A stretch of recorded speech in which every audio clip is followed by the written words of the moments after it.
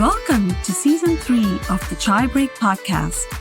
We're excited to engage in more inspiring Chaiversations around our cross-cultural experiences. This season, we're diving deep into an often grey area and a taboo in our culture, mental health and well-being. So, join us on our mission to break the barriers and get comfortable in those often uncomfortable spaces.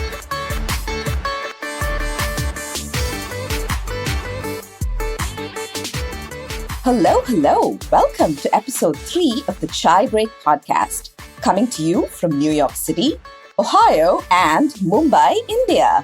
Today, we have with us our very first guest of the season to further our conversation and get her expert opinion on normalizing therapy, breaking down what some of the most common words in the world of mental health mean, and so much more. Rama, do you want to introduce our amazing guest today? For sure. So here is lovely Kareena Mehta. Kareena Mehta is a mental health professional with a BA in psychology from Bryn Mawr College and further education from Teachers College, Columbia, here in New York City, where she earned Ed.M in mental health counseling and an MA in psychological counseling. Kareena works with clients ranging from 12 to 63 years old, addressing various mental health issues, including anxiety, mood disorders, PTSD, post-traumatic stress disorder, and personality disorders. Furthermore, Kareena has extensive experience working with individuals who have faced the profound effects of sexual trafficking, domestic violence, and child abuse. We should talk a lot more about that. Assisting these survivors in their healing journey has been both humbling and rewarding, is what she says. She currently practices from Mumbai. She continues her work as the founder of Kare Counseling, offering trauma-informed therapy to clients globally. So welcome, Kareena. It's such a privilege to have you on our podcast. Thank you so much. I look forward to speaking with both of you, and I'm happy to be here today. Yeah, that's quite an impressive body of work. So, Absolutely. we thank you so much again for graciously accepting our invitation to have this Chaiversation. Thank you so much for having me. Yeah. So before we dive in, to the meat of the episode, share with us your early career trajectory and what really attracted you to the world of mental health and taking this on. So honestly, initially, when I was 13 years old, I watched this film called Short Term 12. And it was essentially a film about a group home and people with mental illnesses living in it, and the support that they got, and just all of it just looked so fulfilling. And I felt like I learned a lot about mental health through that film. I think later on, I decided to do my bachelor's, and I wanted to do my bachelor's in film studies and psychology with the hope to become a director that would make films to raise awareness about mental health. I think I realized that I wasn't exactly interested in only the story of like the plot or like creating the film. I was more so excited about the plot of each character, the context behind each character, why each character was feeling the way that they were feeling. And I think that's when I realized that I want to make a direct impact. And so I think that led me to do my master's, work with different organizations, whether it be in a hospital setting, in inpatient settings, in outpatient settings, in private practice. And now I'm here as the founder of Kare Counseling, where I offer psychotherapy services across the globe. That's wonderful, Kareena. It's so interesting. You said Short Term 12. I've not watched that movie, but it's something that I'm going to add to my list because it's interesting and very inspiring to hear someone who at that young age, you said 12 years old, right? 13, able to watch a movie and kind of grasp the concepts of mental health illness from a movie and kind of make that their career aspiration and want to go ahead in that line. But there must have been some kind of, were you exposed to mental health issues when you were a child? Was there something that was like a calling for you? Was there some side of you that was drawn towards these issues even prior that you just didn't acknowledge until you just watched the movie? Honestly, I had never spoken about mental health until I watched that movie. I feel like in India, there's so much stigma around it. Yes, we'll get to that. Yep. And I was always in a community where mental health was always tabooed upon any conversations to do with it.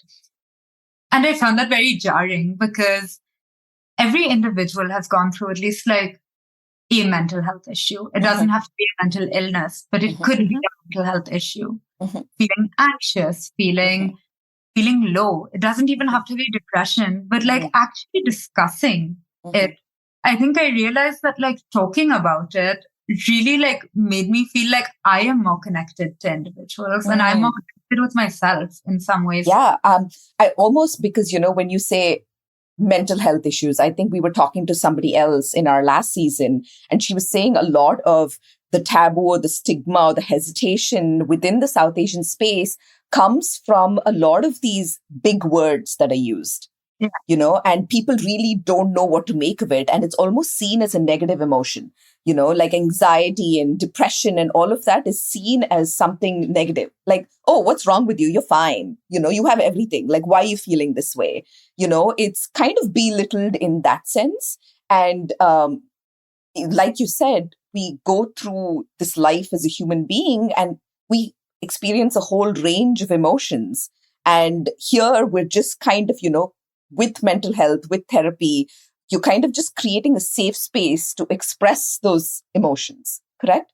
Exactly. And just getting support in a more objective way, in a way where no one has any biases. There's complete unconditional positive regard for the client. There's empathy and there's an actual like willingness to actually introspect and learn more about like your motives, your values, your feelings, your triggers.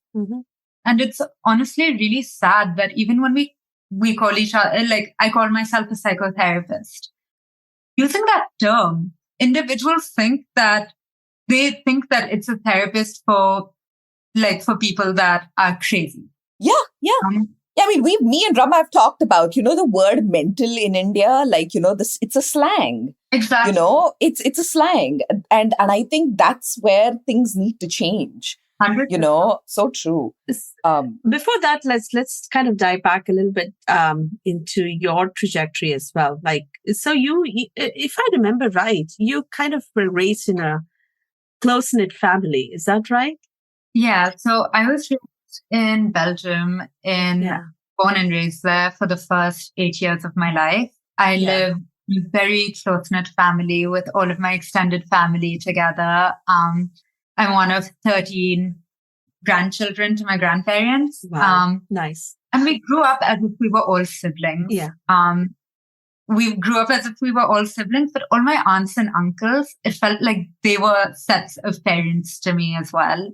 So it felt like I had 13 siblings, 4 sets of parents, and like 2 sets of grandparents. So I always felt very supported, but I also felt like I had to prove myself. And it's like doubled. The expectation level is doubled, Yeah. And I think that's what kind of led me to delve into the mental health space of kind of understanding why I am the way I am, why I react to certain things, why I respond to certain things, what things actually trigger me, and like actually going into like my early childhood experiences and talking about them and reflecting upon them. So I think that was one of the biggest reasons that I decided to become a therapist. Wow. Because it for me worked really well. And I've been with the same therapist for 4 years now, 4 or 5 years now. Wow. So it's been incredible. Wow. That's wonderful. We're going to talk about your experience with therapy as well. That's something we should touch upon at some point, which is very interesting. Yeah.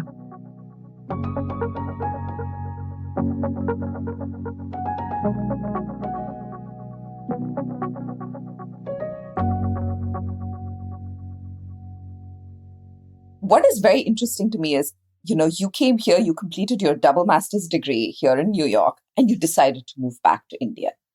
What was that one or multiple, that big deciding factor for you? And why do you think, what was the need to move back? I think in the US, the mental health space is just a lot more developed than it is in India. In India, even working as a therapist right now, it's just so new. And there's so much stigma around it. I think just going back to that.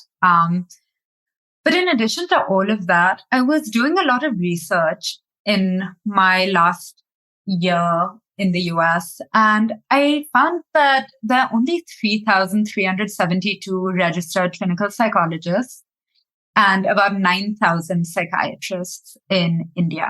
Wow. Now, India's population is 1.3 billion. Mm-hmm. So having like 0.75 psychiatrists per 100,000 people does not work. Yeah, the proportions are so off. Yeah, it's pretty staggering. Exactly. Whereas in places where it's more developed, there are at least 3 psychiatrists per 100,000 people. Mm-hmm. So I think I wanted to be part of the change in India. I wanted to be part of normalizing mental health in India. I wanted to be part of actually bringing my learnings and expertise from the US, my training from the US, and bringing it here in a manner that's more like trained, it's ethical. And those are the things that I found were lacking in the mental health space in India. I've had people that claim to be therapists without any master's degree, without any education, with just a few months of training through certificate programs. And I think just knowing that I am just being a qualified therapist in India, it's a lot more rare than we think it is. And I wanted to kind of be part of that change. And that's so amazing that you quoted these statistics about, and it's not surprising to see that kind of lack of the number of psychiatrists or psychotherapists for the population, because it is still an area that is not normalized, right? Which is what my next question is all about. Can you talk to us about how far we've really come in normalizing therapy, both in India and, the diaspora space here in the US? Because I think your previous answer kind of alludes to that there is still that lack of mental health help in India. And probably that is because there is this taboo and there's a lot of, negativity towards therapy. Is that a good inference to draw? I definitely think that there's still a lot more work to do. But at the same time, I feel like Gen Z is a lot more accepting of therapy or like any therapeutic counseling service compared to any other generation. Even in terms of clients coming to me, clients that are like in the Gen Z age group, it seems like they are a lot more willing and they personally would come to me. Whereas they'd always talk about like how their parents don't know that they do therapy or it's still stigmatized in their household. But they are very pro therapy. And then even like during therapy, it's like having conversations with your parents about mental health. And that's something that like in Indian communities, it's such a collectivistic community. Most individuals live with their parents, even at like the age of 30 or like even later. And that's normal in some sense. Yes. But the amount that we actually discuss, it seems like everyone knows each other at a surface level space. No one really is talking about how each individual is actually doing. And feeling, yeah. Yeah. And I think that's the change that we need to bring on. I think a response I keep getting from parents that I speak to is, yeah, but instead of seeing a therapist, they can just speak to their family. And yeah, I think that's where the problem is. It's not the same. It's not the same. I think there is a point there, right? I mean, if there's openness, if there is a close, certain kind of free thinking or open to ideas and views, I think that definitely helps. The family setup it fosters such open conversations, definitely helps. But I think therapy also adds to that in the sense that it just helps bring out those conversations, how to bring out the conversations to the family, how to make these communications better. I think therapy kind of adds to that. But I do agree. I think, I have a 14-year-old and she's been to therapy a few times for various issues. And But there is a part of me that also wants her to strike an open communication with me. It's like, and we can kind of, in addition to the therapist, how can I help you as your mother? So I think that's a fair way of looking at it. Yeah. What do you guys think? I think it depends on the family setup, right? Because ultimately when I'm talking to my therapist, I just know that she's coming from a completely non-judgmental, neutral standpoint. Right. Whereas when I'm talking to my parents at any level, first of all, the relationship between the child and the parent has to be so open. Right. And this just does not get developed overnight. Like, oh, today you're having mental health issues. You want to talk to a therapist. Why don't you just talk to me? It takes years of building that relationship. Yeah. And if you've already built that relationship, I don't even think at some level that the child would feel the need to go out and talk unless it's a more serious mental health issue, So I feel like it's very, very situational. I mean, when you were talking about, kids, going to therapy and their parents not knowing about it, I'm one of them, I was telling you this time when I went back home to India, I think it was the very first time ever that I had a heart-to-heart conversation with my dad. And I told him that, yes, I'm, seeking professional help. I'm seeking therapy. And to my absolute surprise, he was like, oh, I'm so happy you're doing that. Exactly. But the same thing, I don't think I can tell my mother this. She would react in a completely different way. And I think to my, not to discredit my mother, but to the credit of my father, he works in a sports academy. And, there is someone there who is a therapist, who's a counselor. So he has that exposure and understanding. So I think it came, he took it better. And like you said, if I tell my mother, she's like, why don't you just talk to me? I can see that happening. I think that's the thing. I completely agree. It's not a one-size-fits-all approach. And therapy doesn't work for everyone. I think that's another thing. Like, it doesn't work for everyone. But I think sensitizing parents to have open conversations regarding mental health rather than replacing a therapist for a parent. Yeah. I think that's the conversation we need to be having. Exactly. I think children get scared to talk to their parents about therapy or about any mental health issue because parents end up personalizing it. Yes. Right. And there's guilt factor, right? Oh, it's all my fault. Oh my gosh, what have I done? It's because of me. Exactly. And in some ways that might trigger reactions in that conversation, which would push the child away even further from having these types of conversations. So I think it's more about sensitizing parents about how do you have a conversation in a non-judgmental way? How do you stay open to even understanding why your child is feeling this way? Talking about how was therapy for you?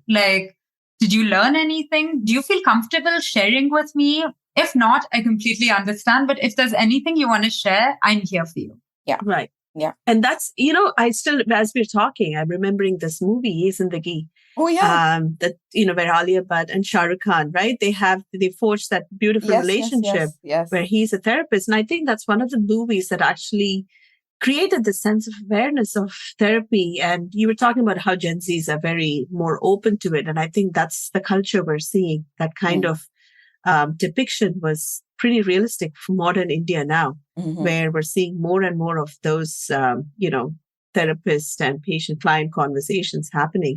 And ultimately how it seeps into the family and how, in the sense, the therapist helps the client communicate better with their own family, because previously it was always really, reacting to triggers. Yeah. So that's where I was coming from, where probably the family and therapist sessions kind of go in concert. So the therapist actually provides that ability for the client to have a better communication with their other relationships, personal relationships. That is true. So, and maybe over time that just spreads and there is this openness that just creates. I thought that was a fabulous movie. It's one of my top favorites. Yeah. Because I feel like you said, it goes hand in hand. If your parents, if your family knows you're going through therapy, then, because it's a journey, it's a process, right? Overnight, nothing changes. So say you're reacting to a trigger, your family, because they know that you're going through therapy, maybe they give you more grace, they're more kinder, Mm-hmm. They maybe just like give you a gentle reminder that, hey, this is a pattern, remember? And, so I feel like it's not as individualistic. Like for therapy to truly work, it takes the therapist, but it also takes the family working in conjunction. Correct. Otherwise to understand what this person is going through. Yeah. Correct. I think that's the ultimate goal, for the client to have better communication through therapy, to become a little bit less reactive and less triggered and have more open, meaningful conversations. And I think that's the result one wants to see. Yeah, totally.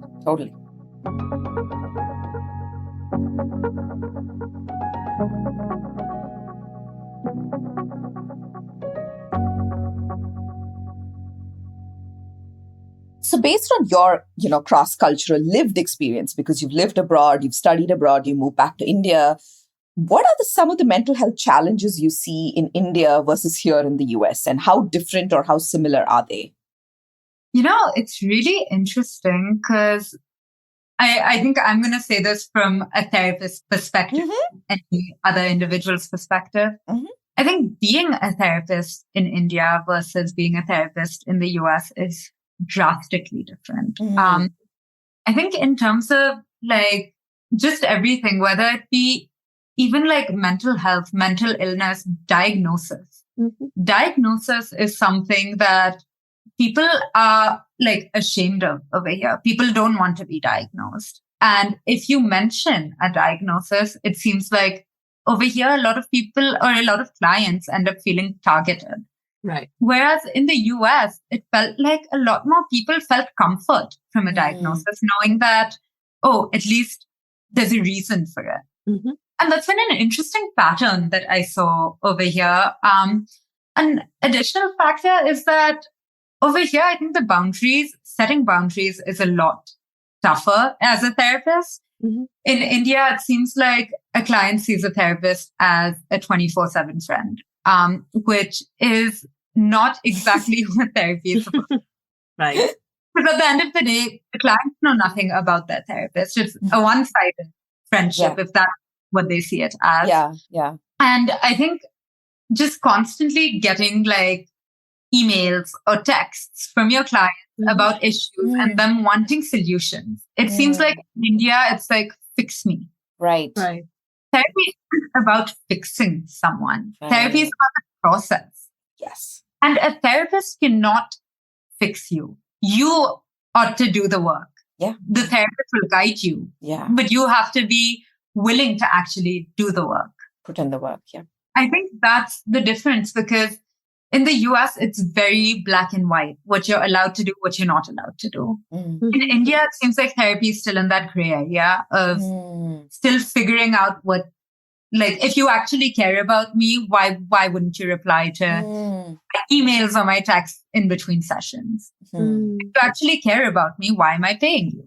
Like, these are random, like, questions that I've actually heard from clients. Wow. Yeah, which is interesting. Wow. I can totally see that happening, actually, where you're not able to draw that boundary or the line between a therapist and the client. And that's the thing, right? Still, it's a growing field in India. And therapy is all about therapists trying to help the client figure out solutions for themselves versus trying to provide solutions. Exactly. And that's what people are not able to see, I think. But having said that, I have a quick question.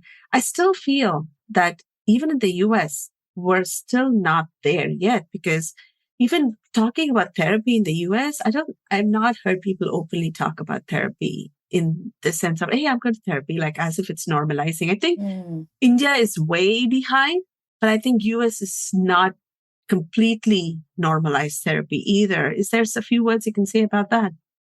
I completely agree with that. I feel like on the scale, it's like neither are at 100% yet. Yeah. I feel like both the US and India, I feel like worldwide, we are trying to get there. However, I feel like there's a lot of resistance as well, to the extent that while therapy is trying to become normalized in the US and is far more normalized than in India, even though it's not completely normalized.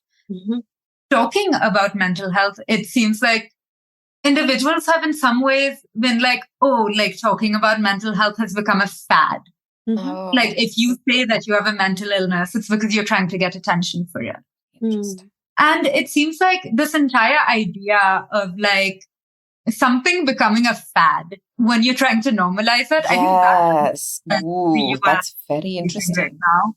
I don't think I thought about it that way. But yes, I can see that happening.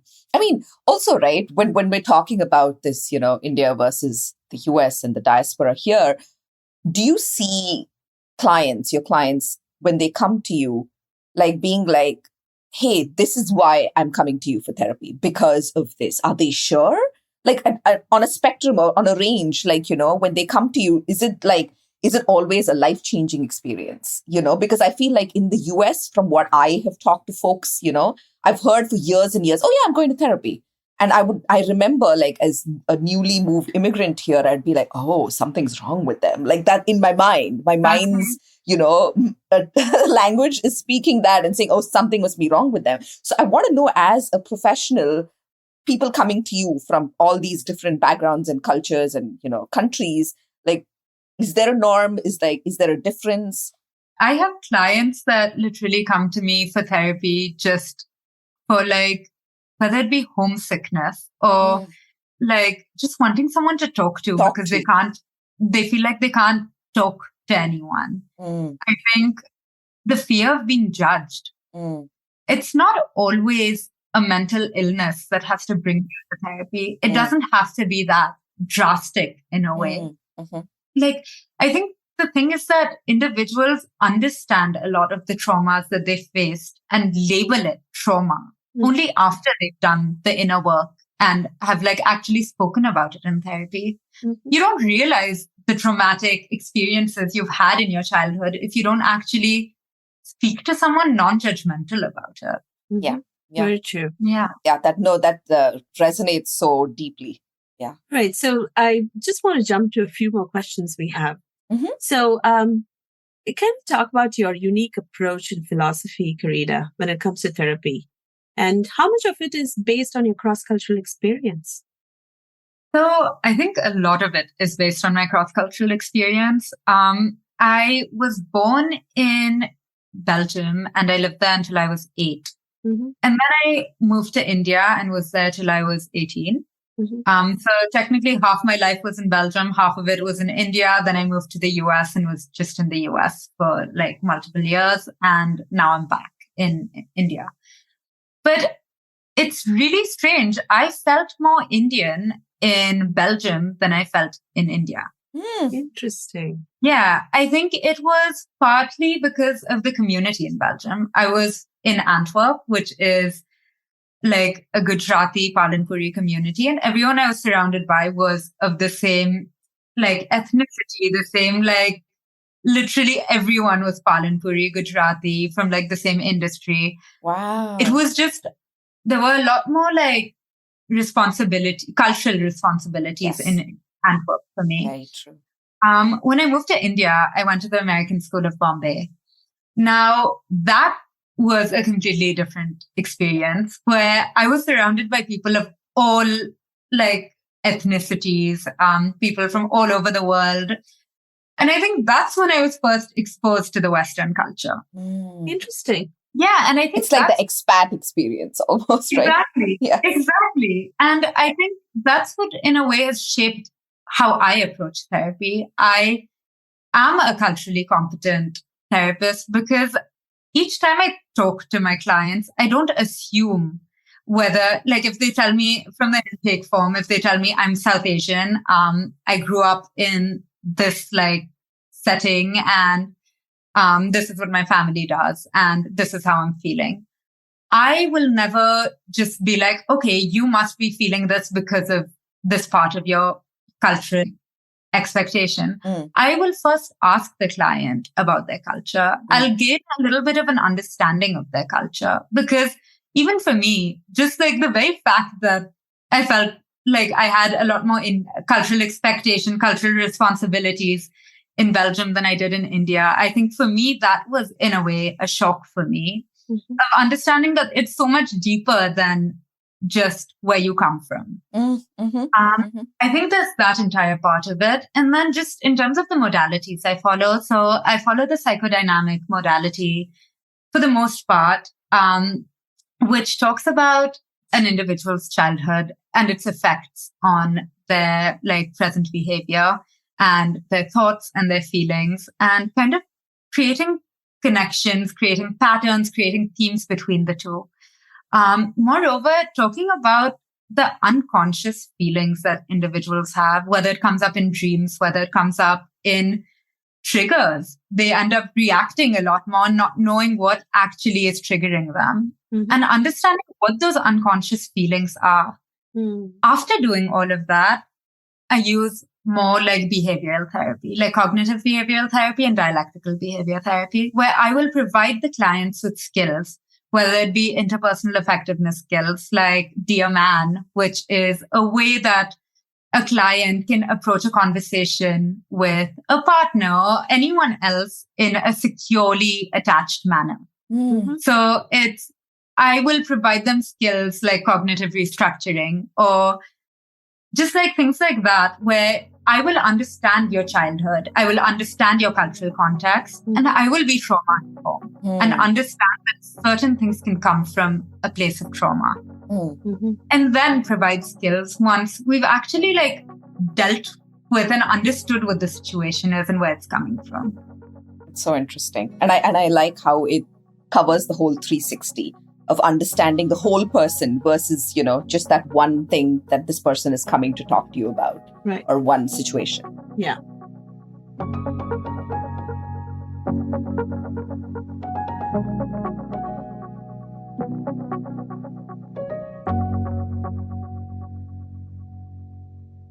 So when seeking professional help, especially for someone who's newly seeking therapy, the words, psychologist, psychotherapist, psychiatrist can oftentimes be kind of muddled and confusing. So can you just break it down for us? Yeah. So I think, especially in India as well, I feel like there's so much controversy around this. Yeah. But okay, so a psychiatrist is an individual that has done their medical training. They've completed medical school and they are able to prescribe medication. A psychiatrist can be a therapist as well, or they typically work with therapists. Okay. Now, a therapist can be a psychologist or a counseling psychologist, which is a mental health counselor. So a psychologist is an individual that has done a PhD. A counseling psychologist or a mental health counselor is an individual that has master's degrees in counseling. Now, this varies in India, where there's a difference between just like being a therapist. So you are either a clinical psychologist or a counseling psychologist. In India, a clinical psychologist means that you have a master's of arts in clinical psychology and a master's of philosophy in clinical psychology. And then you have to do the RTI exam to become a registered clinical psychologist. Okay. To be a counseling psychologist, you need 2 masters in the counseling field, and that makes you a counseling psychologist. So I hope that breaks it down. Yeah, but like, how do you know which one to go to? Like, I feel like at the very basic level, like if I'm seeking therapy, like how do I know what I want? Who should I go to? Like, what is like the base? And then if I need like, a prescription, then I know like, okay, this person can refer me to a psychiatrist now based on what you told us. I think first you need to go to a therapist, whether it be a psychologist or a counseling psychologist or a mental health counselor. You need to ask the therapist, what approach do they use? What degrees do they have? Even how many years of experience do they have? Ask them, what types of mental illnesses do they actually work with? Like, what do they specialize in? Okay. And understanding whether you are a good fit for the therapist. I feel like in some ways, even like finding a good therapist is in a way like dating. 100%. You're really trying to find someone that you can have a good rapport with. Yes, a good match. Exactly. And every therapist, if they think that you are in need of medication, then they will refer you to a psychiatrist. Okay. So most therapists work with psychiatrists and it works best in conjunction. That's awesome. I think that's very clear.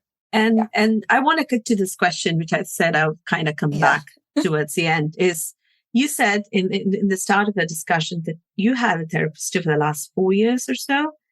And it's kind of obvious why, but also it's not something we even think about a therapist having a therapist. I find that very impressive because I recently did a coach certification. And before that, when I was doing the year business thing at Columbia, I had leaders in the industry come and give us talks and lectures. And most of them said this, that they have coaches. They are CEOs of companies. They have coaches. So it kind of makes sense that you also have a therapist, but I want you to expand a little bit because it makes sense, but at the same time, it's not something we hear of that commonly. So a therapist's typical caseload is around 25 to 30 clients per week, which is around 5 to 7 clients per day.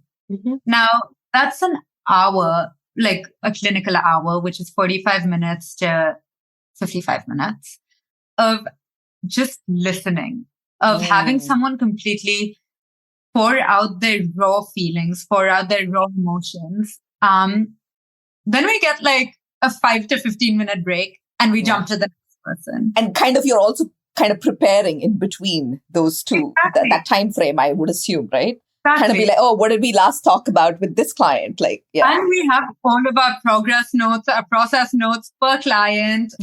So we kind of have to like all of that in the 5 to 15 minute space that we have between clients. Mm-hmm. So honestly, I think to avoid feeling like compassion fatigue, that's something that therapists typically feel a lot of. Compassion fatigue, burnout. For me, I've had days where I think there was a week where I think all of my clients were like dealing with something really hard. And I myself was going through something really hard. But you have to completely block and compartmentalize your professional life and your personal life. Mm-hmm. Even having sessions where the client is going through something you're going through as well. And it's completely carried. And trying to stay mental. Yeah. Trying to not give them advice, trying to not steer them in a particular direction. So in some ways, like my therapist, I speak to her about everything going on in my life, but also certain times when like sessions get really hard, my therapist acts as a supervisor. Right. And it still remains completely confidential because my therapist will never know who my client is. I would never give out any of that identity information. Yeah. A therapist needs a therapist because it's a form of self-care. Yes. And I think wrapping up our episode today, I think this is the perfect segue because today we all live in such a fast-paced world with tremendous amount of information we consume from all the different avenues of everyday work and life and, all of that stuff. So as an expert in your field, what are the 5 things we all can do and must do every single day for our own mental health? I think accept help when you need it. Mm-hmm. Like be ready to get help. Yes. Getting help is not a sign of weakness. Mm-hmm. It is actually a sign of strength. I think talking about your mental health, talk about it. And when people are talking to you about it, be empathetic, be genuine. And I think there's that entire side to it, but then also the entire physical health. Your physical health and your mental health go hand in hand. Take care of yourself. Eat healthy. Work on your sleep routine. I think a big one is learn how to respond instead of reacting. Take a minute to yourself. Everything does not need an answer immediately. You don't need to react. Nothing is going to happen if you wait 20 minutes or an hour as compared to getting angry in that very second. You are allowed to take pauses. You are allowed to take a break. And I think that's the thing. People feel guilty for taking breaks right now. It's such a fast-paced world, as you said. Yes. And I think we need to remove that guilt factor when it comes to self-care. Yeah. If you feel exhausted and you can't go out, it's okay to tell someone, I feel exhausted and I just don't have the energy to meet. Yeah. But I will catch up with you another day. Yeah. Conversations like that should be normalized. Yeah. Wow. Yeah. Note to self. I'm like making mental notes. I'm like, That's literally what I was doing too, because I think you said it really nicely. And it's kind of hard to do that, but we have to consciously make it possible, because saying no to things, the FOMO is such a huge thing these days. We got to everybody's accomplishing 5 different things at one time. Instagram, social media is driving people nuts, saying how, they're always showing the side of achieving, but there goes a lot in doing that, which is a side that not a lot of people talk about. When I see, Priyanka Chopra who's running between the world, taking her own, creating these waves, when I'm seeing all these celebrities doing so many things, and you're sitting here and what am I doing with my life? And, it's so easy to get lost in that kind of negative mode.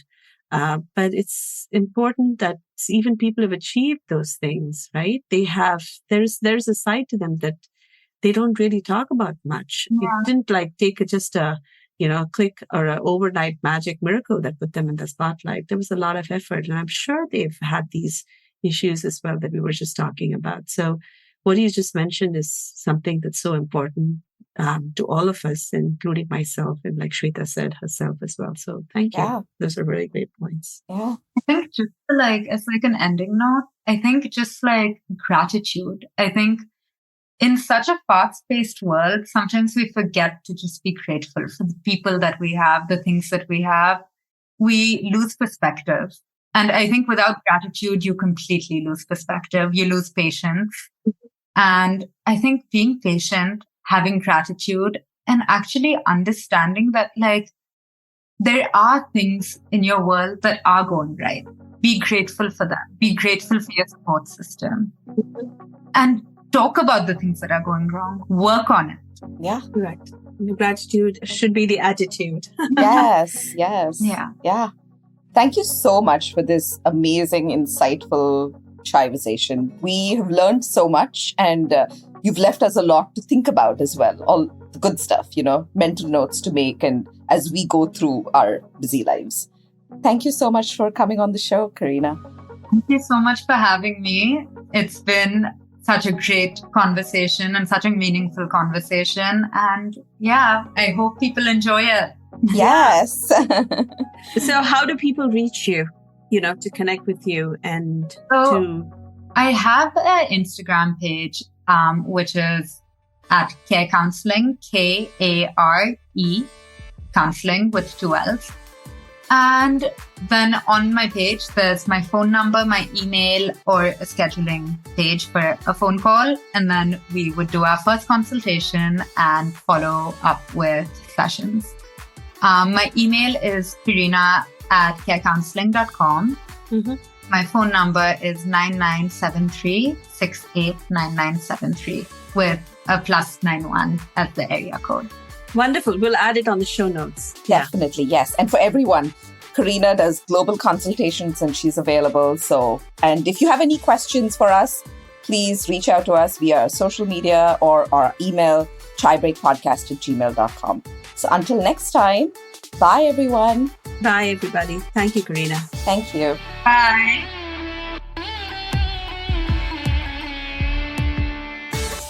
Thank you so much for tuning in. We hope you enjoyed our Chaiversation as much as we did. Please let us know what you think. It means the world to us. Yes, and join the Chaiversation on our social media channels, where we discuss the many facets of mental health and well-being and share our collective thoughts. If there's a topic you'd like us to talk about, write to us at chaibreakpodcast@gmail.com or DM us on our Instagram account.